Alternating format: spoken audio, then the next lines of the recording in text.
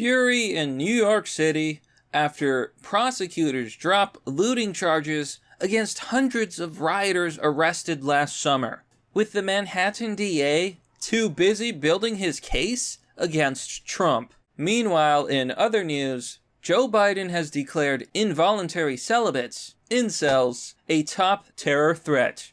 Literally a fringe group of fringe redditors that not even 4chan took seriously. Hello everyone, this is Mr. Obvious, and today on the internet, we've got a lot to talk about. Washington Square Park has turned into a violent no-go zone, according to residents, who say that Democrats have let the city spiral out of control. You know, New York really is a mess. Every day, every afternoon, and it's so true. You all heard the story of the recent shooting where 2 children were nearly trampled and nearly shot because of the violent rising crime in the city. I mean, Washington Square Park is literally a lawless wasteland. Things are only getting worse. But we're gonna talk about that, folks, and more. But before we do, please remember to like, comment, and subscribe. Smash that bell button. And if you like these videos, share the video online. And now a quick word from our sponsor. Introducing our brand new sponsor,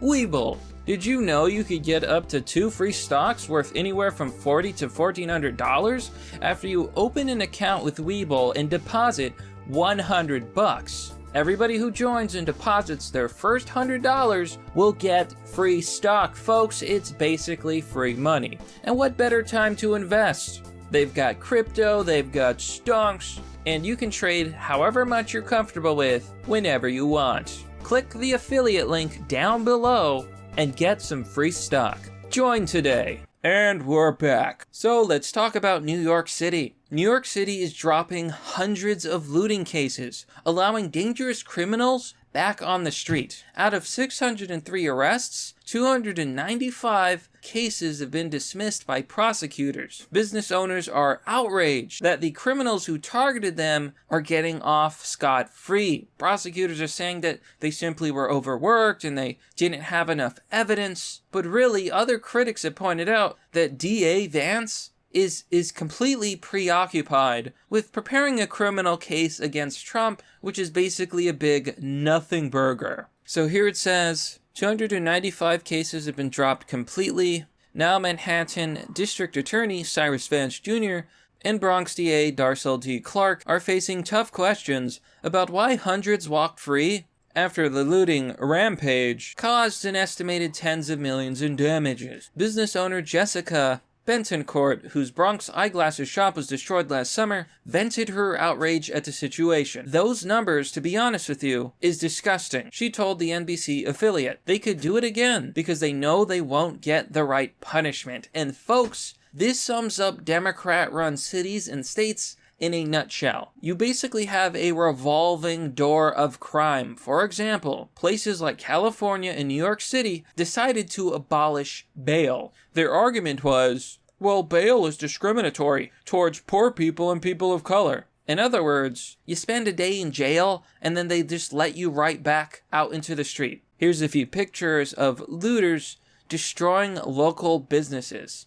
It truly is despicable behavior. Which brings us to our next story. Here we are with the hacker 4chan. On the board, poll, politically incorrect. Here, Annan says, "Incels, explain yourselves." And he posts the following screenshot showing the following words. Domestic terrorists may be motivated to violence by single-issue ideologies related to abortion, animal rights, environmental, or involuntary celibate, violent extremism.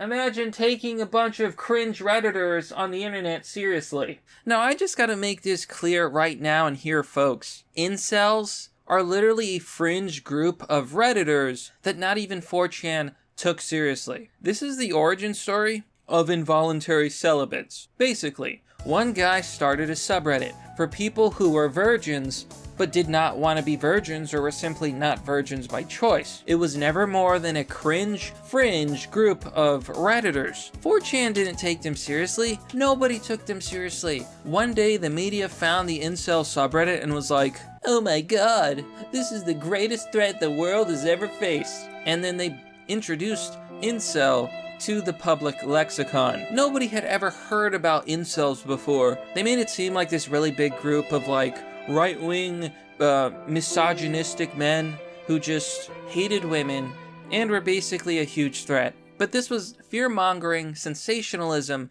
and nonsense. Incels were never a thing. They will never be a thing. And yet, they were included in this boomer report. Trust me, this report has been written by clueless boomer energy. Annan says, about to board plane. FDA guy looks at my face. Sir, when was the last time you got a blowjob?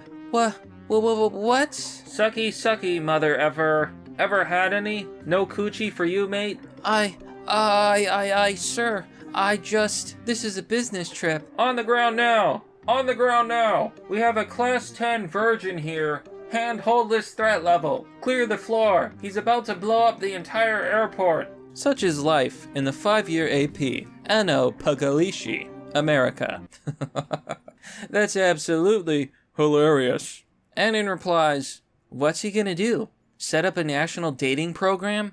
Ban all dating apps? He can't do squat. Annan replies, state-mandated girlfriends are the only answer. Based and red-pilled. Oh yeah, government, give me that thick goth mommy GF. I need those mommy milkers. It goes without saying that this is absolute nonsense. I actually have a copy of this report released by the Democrats called National Strategy for Countering Domestic Terror. And inside of it, what really gets me is that they only talk about attacks on minority groups. They talk about El Paso, they talk about a black church that was attacked, a synagogue in Pittsburgh, and so on. But they don't talk about all of the crimes that have been committed against white people. There was a child who was abducted recently and killed, and the media ignored the story. There's been minorities that have gone out and committed similar tragedies. We don't know what reason they're for, although some of them definitely seem targeted. But they only talk about specific cases. That's how you know that this entire report is biased. I mean, think about it. Antifa and BLM, left-wing activists, have literally been looting and burning down cities like New York for an entire year. They were never called terror threats, and they were never punished. We are living in a double-standard clown world. So for me, reports like this are mostly nonsense. When you read this document, it literally reads like a left-wing lunatic's manifesto. That's what it seems like. Racism and bigotry perpetuate the terror threat. That's like, no, there are literally people who just hate the government and would want to hurt America because they don't like America. Is that really so hard to understand? Nothing has changed. We need to stop threats against American soil against Americans. I feel like a lot of people don't truly appreciate just how disgusting these extreme leftist activists really are. Here on the Daily Mail, the Washington Post promotes Karen Attiah to Race and Culture columnist a year after she said that white women were lucky that black people were just calling them Karens and not calling for revenge. She literally said this. I mean, what a disgusting comment. What if a white person were to say, X community is lucky that we're not asking for reparations for all these crimes? We're just asking for justice and not for revenge. You could say that about literally any group, and it would be considered extremely wrong. It's the same thing here, but this is a kind of language that is coming from the White House, coming from the Democrats, and being displayed in the media and in our institutions. An easy example would be Fred Trump, which is currently trending on Twitter. Yes, on Father's Day, Democrats are literally attacking Donald Trump's dead father. On Father's Day, they are absolute sociopaths. They are disgusting individuals. Instead of celebrating fatherhood, they decide to attack Trump's father, who has passed away because he helped create Donald Trump. That seems to be their argument. God, these people are insane. But that, my friends, is merely the obvious. Well, that's all for now, folks. A happy Father's Day to all the fathers out there.